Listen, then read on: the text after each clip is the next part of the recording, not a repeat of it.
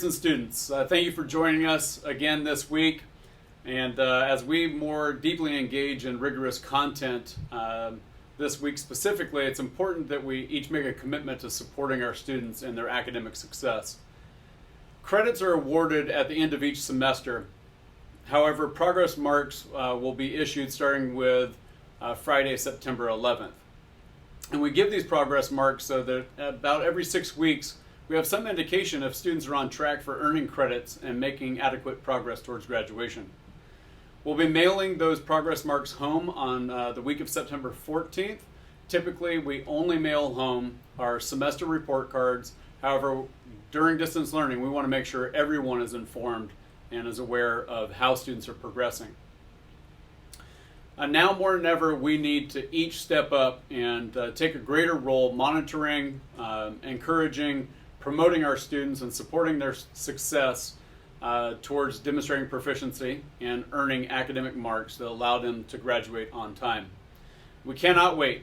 Our past practices of being reactive, offering credit recovery, summer school, and other options are not things that we should rely upon any further. We need to be proactive in our approach, again, monitoring our students' progress closely. And during today's pep talk, we want to share some ways that each of us can and each of us will provide support for our students' academic success. So we've invited our activities director, Jessica Leek, to ask some of the questions that some of you may have, and we'll provide some answers as to ways that we can support our students and make sure that they graduate career, college, and community ready. All right, first question. How is instruction different now than at the start of the school year? So, our staff did an incredible job preparing for this year, and our focus was making sure, number one, our students were safe, right? We want to make sure that they're all attending, and we're awfully proud to have 99% of them last week. We also want to make sure our students are connected, and our staff has worked diligently to make sure that students have that internet connection. And I know there's still some situations out there that we want to further support, but we wanted to make sure that we get them connected and be able to access instruction. And then the last part was making sure our students all had those technology skills.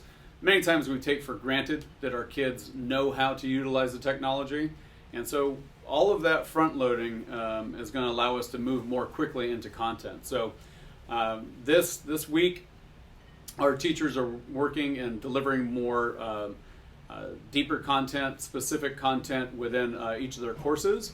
They're focusing on one essential standard. We know that if we're going to be successful during distance learning, it's got to be by narrowing our focus. And so each curricular team or each course has one essential standard for every 2 to 3 weeks. And at the end of those 3 weeks, they'll test for student proficiency. What happens if a student fails to demonstrate proficiency on an essential standard? We're super excited about extending our school day and providing some learning recovery. We have specifically in our math and our agricultural sciences, those departments are actually going to be identifying students that have yet to demonstrate proficiency, and they're going to assign them to a learning recovery course that will be happening after school for a 2-week period. So starting the week of September 14th, students will be assigned to that 30-minute to maybe an hour-long, a couple-day-a-week learning recovery intervention. They'll have an additional opportunity to demonstrate proficiency and be able to recover their grades. So we're excited about this. There's no gaps, there's no holes. We're making sure that every student is successful. Also for our English learners, we're going to be extending their school day so that they have more opportunities to acquire the English language and their proficiency in the English language, but also to help them access content in other courses because many times it's delivered in English exclusively and they may have some challenges there. And then finally, we also recognize there are individual needs. We've got students for a variety of factors that are struggling, and we'll be offering one-on-one tutoring. We'll have an appointment schedule that we'll be sharing with our families and students soon, and we encourage them to sign up for those slots. We'll connect you with an educator that can help your student walk through some of their assignments, give them direct support for various courses. I appreciate the support on academics, but what about my students' social, mental, emotional needs during distance learning? And again, we want to focus on academic support this evening, but we're not naive. We know that social interaction is so critical just for keeping the morale and the motivation up. And although we still cannot yet have students on campus, we are going to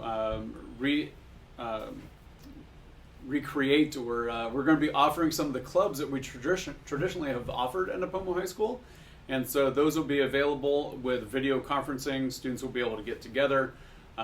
We encourage them to stay connected, and we will structure those times. We're also interested in hearing from our students of maybe additional clubs that they might have an interest in creating.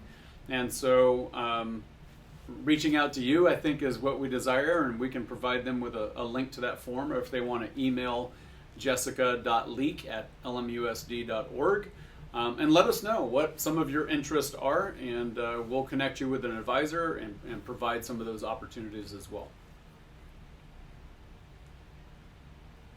With students being engaged for the duration of the instructional day and many families not being able to get to the school during the regular office hours, how can we access resources our students may need? So starting next Wednesday, September 9th, we are going to extend our office hours every Wednesday for the foreseeable future. And so we will be open until 6:30. We'll have somebody available to answer phones. We encourage you to contact the main line at 474-3300 and choose extension 1, which is for the reception desk, and we'll have somebody available to help support you in any of your current needs. By appointment, we will have the office available. Maybe it's for picking up materials or supplies. In addition to that, we will be providing an appointment reservation link so that students that might want to check out a book from the library, or if students need support with their Chromebook, their school-issued Chromebook, we can coordinate that as well. And in addition to that, we are going to be extending opportunities for any parent that might request a parent conference with one of our school counselors or a member of our administrative team. And so we'll be on a rotation, but please make those appointments in advance, and we'll gladly sit down and meet with you at a time that hopefully is a little more convenient for you. And then our counselors are going to be extending some opportunities for students who might just need to have that conversation and maybe to discuss some more personal things that are impacting them. And so we'll be providing those opportunities as well. Perfect. Thank you, Mr. Denno. I'd like to introduce our assistant principal, Rebecca Ferguson, to answer questions related to how staff is supporting our students. Mrs. Ferguson, the first question is, what supports are available to my student to support their access in distance learning? So Nipomo High School is excited to share that we have developed a list of universal accommodations that are available to all of our students. We'll be providing more information about what those look like in an upcoming parent update that will be sent out via email to you soon. But just to give you an idea of some of the examples of things that you will see on that list, include some specific tools that students can access via the Google platform. So those might be tools that might support their ability to physically access the content, ranging from things such as being able to adjust the color on the screen, or text to speech or speech to text. So those are all features that are actually embedded within Google that all students have access to. In addition, there's some features within Google such as spell check or grammar check, as well as access to digital calendars that might be really helpful to students who struggle with organizational skills, and might be some really good strategies for them to just be able to stay up on their work. Students were exposed to most of these tools via the first 2 weeks of instruction, where we introduced the Google Suite to all students. But if they require any additional support with how to access those tools, they're encouraged to reach out to their teachers. My student is an English language learner. Are there supports available to help them access instruction? Absolutely. So our students who are identified as English language learners can first of all reach out to their instructor, Mrs. Cervantes, if they need additional support. Whether they're in one of her classes or not, she's available as a great resource to them. And she can actually work with them to identify strategies that they could utilize in some of their other classes. So as an example, they may be able to use closed captioning in English or Spanish if they're struggling to keep up with the reading or just with the lectures that are occurring in some of their classes. There are also some additional softwares that they can utilize for translation support. So Mrs. Cervantes in particular can assist them with having access to any of those programs. They also can access additional support through the after-school program and interventions, as we mentioned earlier, that are specifically targeting our students who are working towards acquiring the English language. My student has learning needs that make it challenging for them to take tests in the regular education setting. How can they get assistance? Yeah, so all of our students are able to work with their teachers to identify some creative ways for them to be able to demonstrate their learning if at times being able to demonstrate that in the requested format might be a challenge. So they're encouraged to talk with their instructor about what options may be available to them. But as an example, if a student is asked to demonstrate their understanding of a math concept and they're asked to do that in writing, a teacher might be willing to work with them to develop a way for them to demonstrate their learning orally or through a video while we're here in distance learning. So again, they're encouraged to work with their teachers to identify what would be the most appropriate means for them to be able to demonstrate that learning. What other ways are Napomo High School teachers supporting student performance? So our teachers are doing a variety of new and innovative things to try and adapt their instruction to distance learning. Some of the strategies that they utilize during regular instruction when we were on campus are translatable into the digital world. Utilizing varieties of checks for understanding to be able to assess student learning are some examples of that. But they're also constantly looking for new platforms and applications that they can incorporate into their instruction to be able to support their students. Who can I reach out to if I have concerns about my students' ability to access instruction? So it's always a great first step for teachers for students to reach out to their teachers if they have any questions or concerns related to the content that they're learning. You as the parent are by all means more than welcome to contact those teachers as well, but if you require any additional support, you're always welcome to contact their counselor or the administrative team so that we can provide additional support. Thank you, Mrs. Ferguson. Thank you. How can parents do to support their kids with distance learning? This is a question that we've gotten frequently about how parents can support their students through distance learning. The first is reaching out to teachers directly. Teachers are the experts in their content areas. So if a parent has a question about a grade, if they have a question about a missing assignment, they can definitely reach directly out to the teacher and get that response. Better yet, we're trying to empower our students to be their own advocates. So if students can reach out to their teachers to find out answers, they can CC a parent, they can update you, but it's definitely great if students can be their own advocates as well. You can also set up your HomeLink account to get weekly email updates. So if you go into your settings, you can choose the day and the time that you get an update on your student's academic process, or on your student's academic progress. Could be Fridays at the end of the day, could be Mondays at the beginning of the day. But choose a time where you're able to sit down with your student and talk about what's missing, what they can do, and then potentially reach out to a teacher if necessary. If you have other children who are in LuCMR, make sure that your HomeLink is linked for all of them. If you're unsure how to do that, feel free to reach out to any of the secretaries at any of the sites they attend. But that way, from one HomeLink account, you can toggle between all of your students just by clicking on their names, and you can just go from one account like that. It just makes it easier for you all. Keep an eye on your mailbox because progress reports are going out the week of September 14th.